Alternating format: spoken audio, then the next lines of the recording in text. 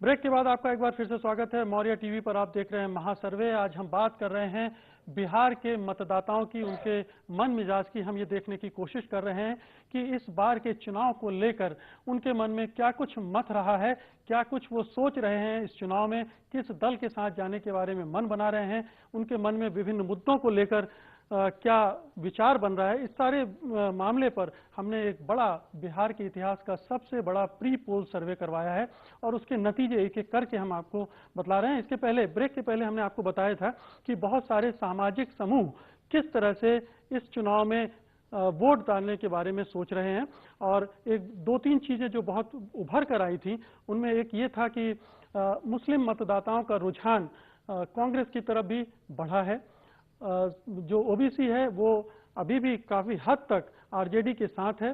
सवर्ण मतदाता भी थोड़े से आरजेडी के साथ भी जा रहे हैं, जेडीयू से हट रहे हैं, बीजेपी के साथ भी हैं और कांग्रेस के पक्ष में भी उनका रुझान बढ़ रहा है। इसी तरह से दलितों का रुझान भी कांग्रेस की तरफ देखा। एक बड़ा ट्रेंड ये सामने आया कि कांग्रेस को कई ग्रुप में, कई सामाजिक समूहों में बढ़त मिल रही है या उसकी स्थिति बेहतर हो रही है, पुराना वोट वापस आ रहा है। अब हम देखेंगे कि क्षेत्रवार ढंग से मतदाताओं का रुख क्या है।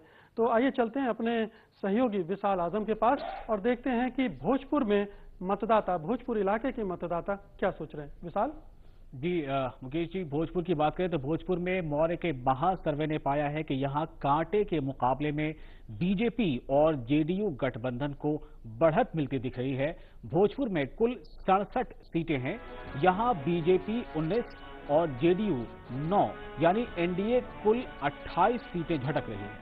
वहीं अकेली पार्टी के रूप में आरजेडी 20 सीट लेकर सबसे आगे है, लेकिन एलजेपी का खाता भी नहीं खुल रहा है, लिहाजा गठबंधन की स्थिति पतली हो जाती है। कांग्रेस को 8 सीट मिलती दिख रही है, वहीं बीएसपी 3 और लेफ्ट को 4 सीटें मिलती दिख रही हैं।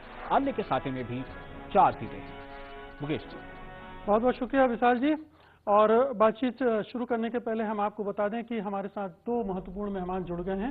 कांग्रेस के प्रदेश अध्यक्ष महबूब कैसर साहब और हमारे चुनाव पंडित, चुनाव शास्त्री, चुनाव विश्लेषक, चुनाव विशेषज्ञ यशवंत देशमुख जी। आप दोनों का कार्यक्रम में स्वागत है।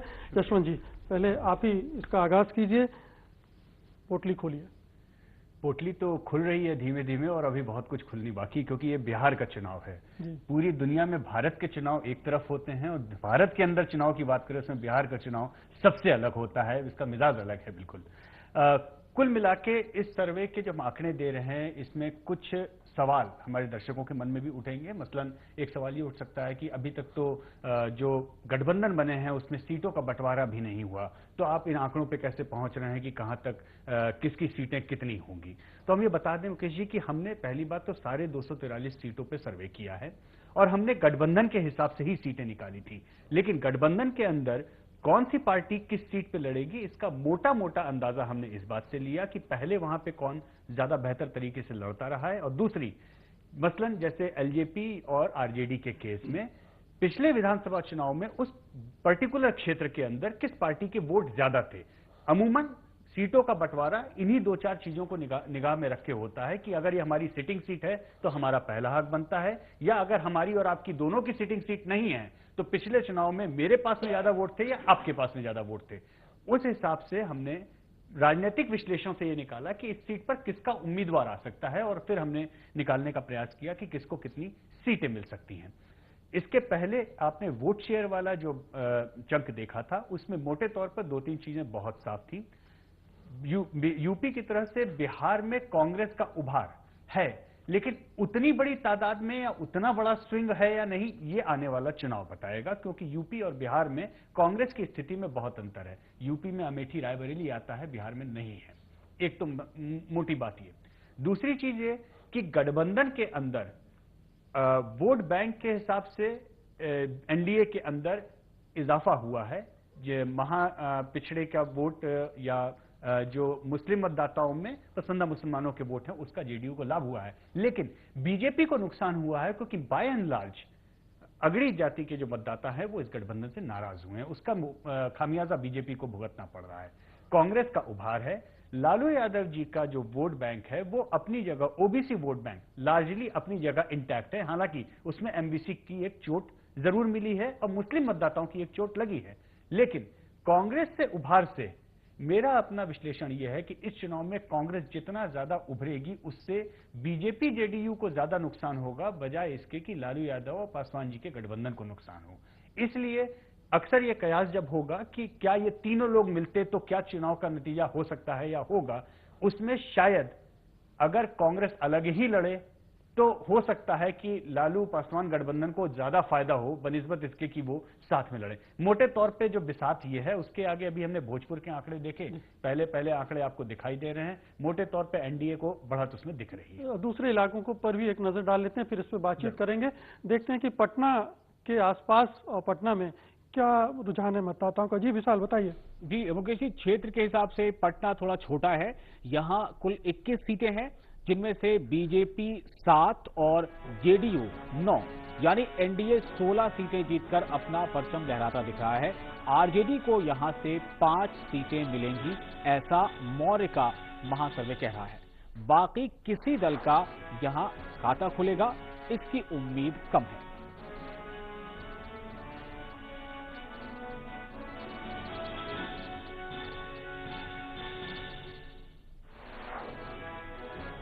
मुकेश जी। विशाल जी, आपने पटना का हालचाल तो बता दिया है, मैं चाह रहा हूं कि आप लगे हाथ मगध का भी बता दें, ताकि फिर हम एक साथ इन तीनों को इन पर चर्चा कर लें। बिल्कुल। पटना के एतबार से देखें तो उस हिसाब से मगध थोड़ा ज्यादा बड़ा एरिया है। यहाँ 53 सीटें हैं और यहाँ भी मुकाबला बड़ा सख्त है। बीजेपी को 8, जेडीयू को 16, यानी एनडीए को कुल 24 सीटें मिलती दिख रही हैं। वहीं आरजेडी 19 और एलजेपी 4, यानी लालू पासवान गठबंधन को 23 सीटें मिलती दिख रही हैं। कांग्रेस को 6 सीटें मिलती दिखाई दे रही हैं, जबकि बीएसपी और लेफ्ट का मगध में खाता भी खुलता नहीं दिख रहा है।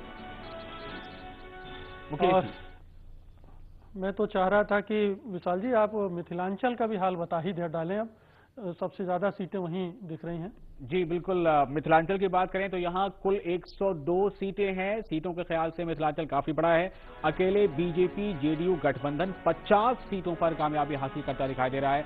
आरजेडी 29 और एलजेपी 3, यानी आरजेडी एलजेपी गठबंधन को 32 सीटें मिलती दिख रही हैं। कांग्रेस ने मिथिलांचल में अपनी पैठ मजबूत की है। यहां कांग्रेस को 12 सीटें मिलती दिखाई दे रही हैं, लेफ्ट को 5 और अन्य को 3 सीटें मिलती दिखाई दे रही हैं। मुकेश, तो समग्र रूप से देखें तो बीजेपी को छोड़कर तकरीबन सभी दलों का वोट प्रतिशत बढ़ा है। इस पर हम वोट प्रतिशत पर बाद में आएंगे, लेकिन पहले यशवंत जी संक्षेप में अगर देखें तो भोजपुर में लालू यादव जी का अपना जो गढ़ है वो है, मिथिलांचल में जेडीयू और बीजेपी, और पटना में भी, और यहाँ तक कि मगध के इलाके में भी उसका जोर है। जी, पटना का हमने खासतौर पे अलग इसलिए किया क्योंकि एक इंडिकेटिव था कि जिसकी हम मिडिल क्लास की बात कर रहे थे, जिसकी अर्बन एरियाज की लगातार बात कर रहे हैं, जहां पे बाय एंड लार्ज हमको प्रो नीतीश सेंटीमेंट दिख रहा है। हमारे सर्वे में वो परिलक्षित होता है अगर हम सीटों के लिहाज से उसकी चर्चा करें। लेकिन यहां पर एक वर्ड ऑफ कॉशन मैं जरूर देना चाहूंगा। मुकेश जी, आपको अगर याद हो 2004 का भयानक सर्वे जो हुआ था, सभी गलत हुए थे, हम भी मुख्य बल गिरे थे। हमारे प्रोफेशनल पूरे करियर के one of the biggest failures था। इंडिया शाइनिंग कहने के लिए इंडिया शाइनिंग हुआ था। प्री पोल सर्वे 2004 में गड़बड़ इसलिए हुए थे मुकेश जी, क्योंकि अर्बन मिडिल क्लास जो सर्वे में लगातार बोलता रहा कि हम वाजपेयी और एनडीए को वोट देंगे, चुनाव वाले दिन घर बैठा और पूरे भारत में जो अर्बन एरियाज हैं वहां पर 18% टर्नआउट गिर गया था 1999 के मुकाबले। तो पुनः चुनाव पूर्ण सर्वेक्षणों में तो एनडीए और वाजपेयी खूब जीते, लेकिन चुनाव वाले दिन जो बाबू लोग जब घर बैठे तो मुंह के बल एनडीए गिर गया।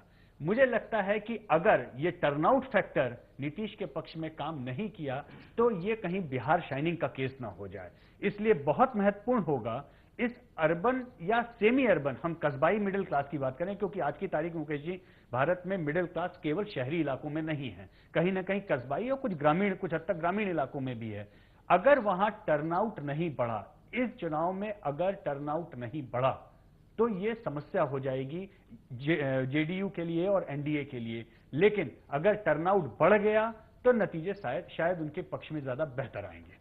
तो निहोरा जी, आपको मतदाताओं को मोबिलाइज करना पड़ेगा कि आपके जो प्रशंसक मतदाता हैं वो मतदान केंद्रों में जाएं और आपको वोट भी डालें, अन्यथा बिहार शाइनिंग हो जाएगा।